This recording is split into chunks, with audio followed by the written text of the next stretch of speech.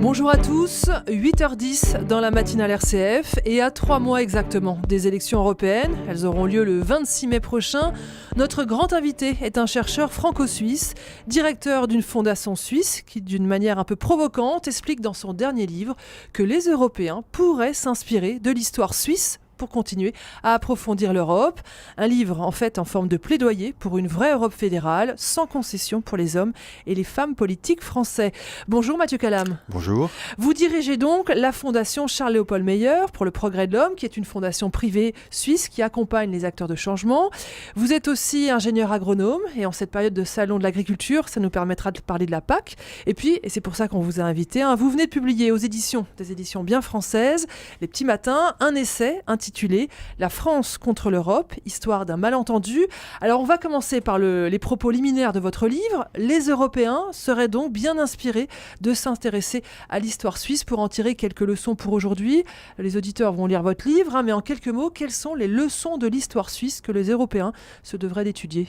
Eh bien, tout simplement, au début du 19e siècle, la Suisse n'était pas un État, c'était une confédération, on veut dire de confettis d'États, confrontée à la constitution de grands États en périphérie, où enfin elle était à la marge de ces États, mais à la fois l'Allemagne, l'Italie au cours du 19e siècle et la France bien sûr, et donc elle ne va pas avoir d'autre choix que de devenir un État en dépit de la résistance forcenée évidemment des élites locales, ce qui nous fait penser à l'Europe, et elle va, et c'est ça qui est très original, au moment où c'est le principe de folkiste, une langue, un peuple qui l'emporte, elle va affirmer qu'on peut devenir une nation multiculturelle, puisque la Suisse est un pays dans lequel on parle plusieurs langues, et donc des fois ça prend un petit peu les Français à contre-pied, si je puis dire, l'idée qu'on puisse avoir un sentiment national sans partager la même langue. Alors rassurez-nous, on n'est pas obligé de tout reprendre chez les Suisses, je pense entre autres à l'opacité bancaire, fiscale. Non, tout à fait, vous avez exact. Je ne présente pas la Suisse comme un modèle éthique ou un modèle moral ou quoi que ce soit, je dis simplement que les élites suisses ont dû bricoler des solutions confrontées à une situation qui ressemble beaucoup à celle de l'Europe aujourd'hui. C'est une série d'États de taille moyenne qui sont confrontés à l'émergence de la Chine, de l'Inde, et puis les États-Unis qui ne sont pas une puissance émergente, bien sûr. Alors, la puissance. Ce que vous nous dites, c'est que pour construire véritablement l'Europe, la France, particulièrement la France, et ses élites politiques vont devoir renoncer à leur rêve de grandeur ? Oui, voilà, c'est-à-dire que je crois que c'est ce qui me met toujours mal à l'aise dans la manière dont on parle de l'Europe en France et dont on se présente pro-européen. On élude toujours la question centrale qui est qu'au fond, ce que nous demandent les Allemands depuis 40 ans, c'est en échange de la mutualisation de l'économie, qu'il y ait une mutualisation de la géopolitique. Et en gros, que les forces françaises ne puissent pas être engagées sur des territoires extérieurs sans que ça passe devant le Parlement européen. Exemple. Au Sahel, au Tchad, par exemple. L'idée de la plupart de nos voisins que le gouvernement, sans en référer au Parlement, puisse bombarder au Tchad une colonne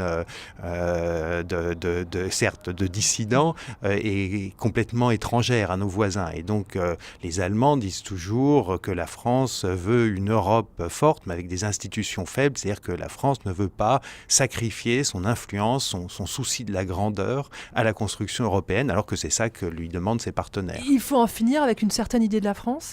Je crois que simplement la France n'a plus les moyens de sa grandeur. Je rappelle dans l'ouvrage qu'au moment de son zénith, disons on va dire au XVIIIe siècle, la France est le pays le plus peuplé d'Europe, aussi peuplé que la Russie de l'époque. Ça vous donne un ordre de grandeur que la France au XIXe siècle va agresser 3 fois la Chine et gagner des guerres contre la Chine.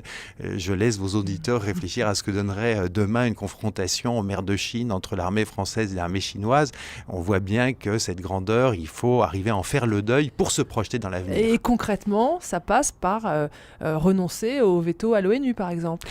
Moi, je pense qu'on pourrait tout simplement le mutualiser. C'est-à-dire que demain, si la France, l'Allemagne, le Benelux, l'Espagne, la Pologne forment un seul État, ils auront un veto commun.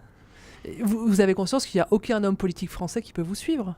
J'ai bien conscience, effectivement, que les hommes politiques français refusent d'aborder cette question dans le débat européen, à commencer d'ailleurs par notre président qui se veut un grand Européen, mais qui jamais ne dit aux Français que la condition pour construire l'Europe, c'est effectivement qu'on partage le veto, et que pour avoir une armée européenne qu'on réclame à corps et à cri, il faut un gouvernement européen. En fait, la France parle d'une armée européenne, mais en réalité, et c'est là que le parallèle avec la Suisse est intéressante, la France, toute chose égale par ailleurs, a la même position que celle qui était le canton de Berne en Suisse, c'est-à-dire de vouloir que les autres... Ah, oui, mais le canton de Berne a été un grand canton, a été capable d'avoir une géopolitique européenne, mais voulait que les autres cantons le suivent. Elle voulait être le cerveau de la Suisse. Alors, en fait, dans votre livre, vous dénoncez l'hypocrisie des discours europhiles des politiques français. Et grosso modo, pour vous, ils n'y ont jamais cru, c'est uniquement de l'affichage ? Très sincèrement, je pense que la France est rentrée dans la construction européenne comme moyen de compenser la perte de pouvoir qu'elle avait en espérant qu'elle mobiliserait les moyens de l'Europe au profit de sa politique de grandeur. Elle n'a jamais voulu traiter sur un pied d'égalité. On le voit bien, elle a un complexe de supériorité vis-à-vis de tous les autres pays et un complexe d'infériorité vis-à-vis du seul pays qui est plus gros qu'elle, qui est l'Allemagne. Elle ne traite pas les autres pays d'égal à égal. Ça n'a jamais été son idée de devenir un État fédéral dans lequel, comme aux États-Unis, vous avez la Californie, le Texas, le Wyoming, et puis Rhode Island qui est le plus petit. Mais pour vous, nous ne sommes pas coincés entre les Anglais et les Italiens, les derniers, à croire à l'Europe ?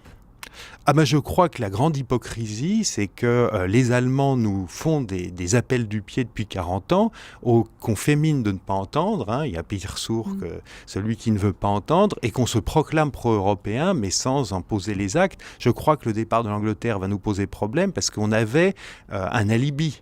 À chaque fois que l'Europe ne se faisait pas, on disait « oui, mais c'est la faute des Anglais ». Et en fait, on va s'apercevoir que si l'Europe ne se fait pas, c'est globalement à cause des Français depuis 40 ans. Mathieu Calame, je l'ai dit dans votre présentation, vous êtes ingénieur agronome, vous avez beaucoup travaillé sur les questions d'agriculture, de transition agricole, en lien aussi avec les questions de développement. Nous sommes en plein salon de l'agriculture. Alors en quoi la PAC, la politique agricole commune, est-elle le reflet des impasses de l'Europe telles que nous l'avons construite ? Alors d'abord, oui, c'est intéressant parce que la PAC a été construite par défaut, c'est-à-dire que comme les autres pays savaient que la France ne voulait pas le fédéralisme, on a essayé de lier la France par des politiques sectorielles et la politique agricole en a été une, dans laquelle la France d'ailleurs a d'une certaine manière réussi au début à imposer l'idée d'une politique très protectionniste. Voilà. Cette PAC, elle n'a jamais été réformée que dans la douleur et souvent avec la résistance de la France parce que la PAC est une des politiques qui assure à la France une grande partie du fameux taux de retour, c'est-à-dire d'argent européen qui revient dans le pays. Alors dans les derniers, événements, là ce qui en gros est sur la table, mis sur la table par la Commission, c'est de fonctionner pour la politique agricole commune comme on fonctionne pour le climat au niveau international, c'est-à-dire de dire on va fixer des grands objectifs et chaque pays va devoir proposer, alors c'est une forme de renationalisation, disent certains, va devoir proposer la série de mesures qu'il souhaite prendre pour atteindre les objectifs communs. Voilà, donc on peut dire d'une certaine manière que la PAC est un bon thermomètre de l'état des relations européennes et je pense que le maintien de la PAC a été une des causes majeures de la mauvaise intégration des pays de l'Est. Finalement, l'erreur dans la construction européenne, c'est ce primat accordé à la voie économique ? Comme on n'arrivait pas à faire la politique, C'est-à-dire que ce primat, il a été pris par défaut. Il faut rappeler que encore une fois, c'est la France qui va s'opposer à l'origine au premier projet qui est de construire une armée européenne sous auspice américaine. Les Américains y poussent, la communauté européenne de défense et les Américains, là, quand on relit le plan Marshall, c'est très clair, avaient dit il faut que les Européens créent un État commun. Enfin, ils n'utilisent pas le terme, mais c'est ce que ça suggère. Donc la capitale devait être d'ailleurs à Sarrebruck, etc. Et c'est la France qui va effectivement, le Parlement, l'alliance des gaullistes, des communistes et le faible allant, il faut dire, des socialistes et des chrétiens démocrates qui va faire que effectivement l'Europe politique va être poussée sine die et qu'à ce moment-là, ses promoteurs se disent on va prendre la voie économique. Donc la voie économique a été prise par défaut, mais effectivement... Et ça a marché pendant un moment ? Alors ça a marché pour l'économie. Russie. Le seul problème, c'est que aujourd'hui, quand vous avez en face, je vais donner l'exemple type, on dit tout le temps le PIB de la Russie, c'est pas plus que celui de l'Italie. Alors vous pouvez en tirer deux conclusions. La première, c'est que la Russie est faible. La seconde, c'est que le PIB fait pas tout dans la vie. Parce que croyez-moi, si vous deviez affronter demain la Russie ou l'Italie, vous choisiriez d'affronter la Russie. Vous choisiriez même d'affronter l'Allemagne plutôt que la Russie. Dans 3 mois, les Européens auront rendez-vous avec les urnes pour élire leurs députés européens. On s'attend à des records d'abstention. Comment, selon vous, expliquer ce désamour avec l'Europe ? C'est toujours la faute à l'absence du politique et de vrais projets ? Alors, bon, plus vous êtes loin des gens, plus vous avez un taux d'abstention important. C'est vrai, par exemple, aux États-Unis, le niveau de participation au niveau fédéral est inférieur au niveau. Mais d'une manière générale, les gens ne sont pas dupes. Le Parlement pour lequel nous allons voter a très peu de pouvoir. C'est d'abord le collège des gouvernements, des États, qui prend les décisions en Europe. On accuse toujours un vague Bruxelles qui est très lointain, mais la réalité est là. Donc, effectivement, pourquoi se déplacer à voter si on a le sentiment que ce Parlement n'aura pas d'influence, il n'aura pas de pouvoir ? Et pourtant, le Parlement, c'est la seule véritable institution démocratique en Europe ? C'est probablement la seule institution totalement démocratique en Europe, en tant qu'elle représente le peuple européen, et on peut s'en féliciter, mais c'est une sorte d'anomalie, c'est-à-dire que normalement, historiquement, on sait que les parlements ont été créés pour voter l'impôt, parce que justement, il fallait un parlement qui contrôle l'impôt qui était souhaité par les gouvernements. Ici, vous êtes en face d'un parlement qui ne vote pas l'impôt, qui ne s'occupe pas de politique étrangère, etc. Donc finalement, effectivement, on l'a bien vu d'ailleurs dans la crise de l'euro, c'est un parlement extrêmement faible. Mais ce n'est pas la faute de ce parlement-là, c'est la faute des gouvernements qui n'ont jamais voulu construire un Parlement européen qui soit représentatif du peuple européen. Dans ces conditions, il faut aller voter pour vous ? Je vais toujours voter systématiquement. Non seulement il faut aller voter, mais il faut voter pour un parti qui très clairement affiche une option fédéraliste. C'est-à-dire, en gros, si vous êtes plutôt de sensibilité de droite, votez pour l'UDI. Vous voyez Christophe Lagarde, c'est une France dans une Europe fédérée. Et à gauche, en gros, traditionnellement, il y a les écologistes qui assumaient une posture fédéraliste. Mais pour vous, aujourd'hui, ce que vous appelez le saut fédéral est la seule option pour que l'Europe survive à cette géopolitique internationale, à ce qui se passe aujourd'hui, au contexte ? Alors, on n'a jamais de certitude absolue dans l'histoire, mais si on me demande ma conviction profonde, compte tenu de l'énormité des pressions externes, on le voit, la question des migrants, on voit, c'est-à-dire tout ce qui nous vient de l'extérieur, on le voit avec les Russes, on le voit avec l'arrivée des Chinois qui ont racheté le port du Pirée, c'est soit on devient très vite... comme les Suisses, si je puis dire, on renonce à nos petits pouvoirs locaux pour créer un pouvoir à l'échelle des défis auxquels nous sommes confrontés, soit on risque fort de disparaître, comme les confédérations grecques ont disparu quand l'Empire romain s'est constitué. Ça, je pense que là-dessus, il y a quand même quelques lois de l'histoire fondamentales, et c'en est une. Mathieu Calame, je voudrais qu'on revienne sur la question de la démocratie en Europe. Depuis 3 mois, la France vit au rythme des manifestations des Gilets jaunes, un mouvement qui demande plus de démocratie dans notre vie politique, et qui pointe les limites des mécanismes de représentation. Alors, comment faire pour renforcer la démocratie au sein de l'Europe ? Alors, au sein de l'Europe, je crois qu'avoir un Parlement qui a des pouvoirs et qui est responsable devant le peuple, c'est toujours le meilleur moyen de renforcer la démocratie. Je crois qu'historiquement, sauf à être une démocratie très directe, et on a d'ailleurs plus ou moins des possibilités d'avoir un RIC au niveau européen. Alors il est uniquement le référendum d'initiative citoyenne. Voilà, il est uniquement consultatif, il n'est pas contraignant. Alors qu'en Suisse, il est contraignant. Voilà, mais fondamentalement, je reste très attaché au système des partis. Les gens qui vont m'expliquer qu'il y aura une démocratie sans parti.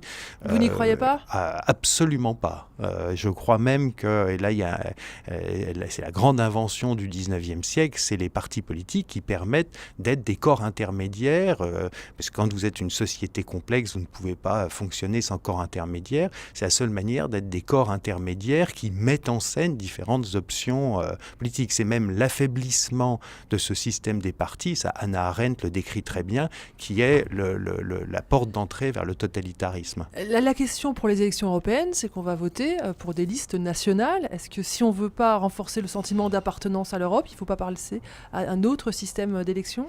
Pas nécessairement. Quand vous votez au niveau français, par exemple, quand vous ne votez pas sur une liste nationale pour votre député.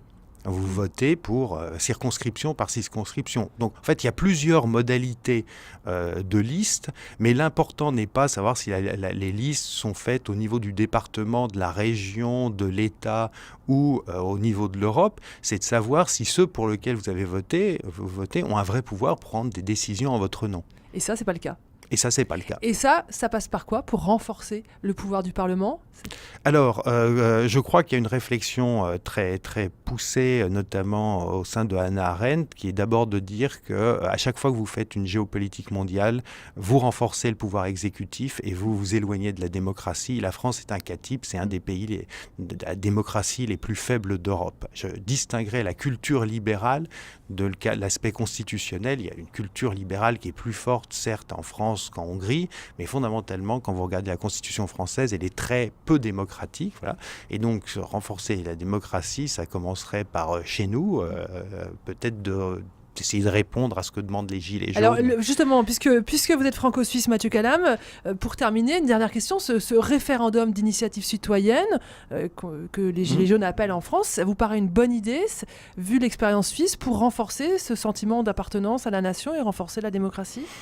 Alors, est-ce qu'on peut isoler le RIC d'un ensemble de réformes constitutionnelles ? C'est une question. C'est-à-dire que si vous restez avec un pouvoir présidentiel fort, le RIC risque toujours d'être un vote pour ou contre le président. La Suisse n'a pas un régime présidentiel fort. Moi, je suis pour une réforme profonde de rentrer dans une 6e République, que la France elle-même devienne un État fédéral, et le RIC prendra tout son sens. Merci beaucoup Mathieu Calam d'avoir été notre grand invité. Je rappelle ce livre, La France contre l'Europe, histoire d'un malentendu. C'est publié aux éditions Les Petits Matins.